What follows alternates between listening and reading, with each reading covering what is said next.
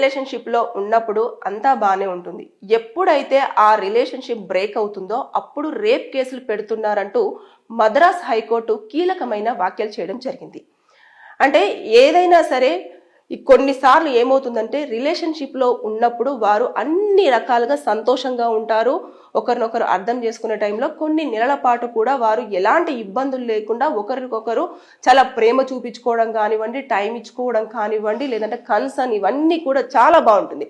తర్వాత ఎప్పుడైతే ఇద్దరి మధ్యలో కొంచెం విభిన్నాలు వస్తాయో అప్పుడు వెంటనే ఇమీడియట్గా అమ్మాయి ఏం చేస్తుందంటే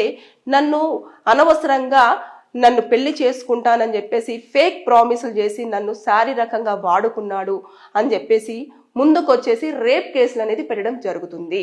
ఈ నేపథ్యంలో ఎక్కువ మంది అబ్బాయిలు ఏమంటున్నారు అనంటే చాలా వరకు మేమిద్దరం కన్సర్న్ తోటే ఇద్దరము శారీరకంగా కలవడం కానివ్వండి, ఇద్దరం లివింగ్ రిలేషన్షిప్లో ఉండడం కానివ్వండి, ఒక ఒప్పందం ప్రకారమే ఉన్నప్పటికీ వీరు మా మీద రేప్ కేసులు అనేవి పెట్టడం జరుగుతుంది అని చెప్పేసి కోర్టులో వారి వాదనలు వినిపించుకోవడం అనేది మనం చూస్తూ ఉన్నాం. గతంలో కూడా కర్ణాటక హైకోర్టులో కూడా లివింగ్ రిలేషన్షిప్లో అంటే ఇద్దరు మేజర్స్ కలిసి ఉండి తర్వాత వచ్చి రేప్ కేసు పెడితే అది ఎట్టి పరిస్థితుల్లో కూడా చెల్లదు అని చెప్పి చాలా స్పష్టంగా చెప్పడం జరిగింది.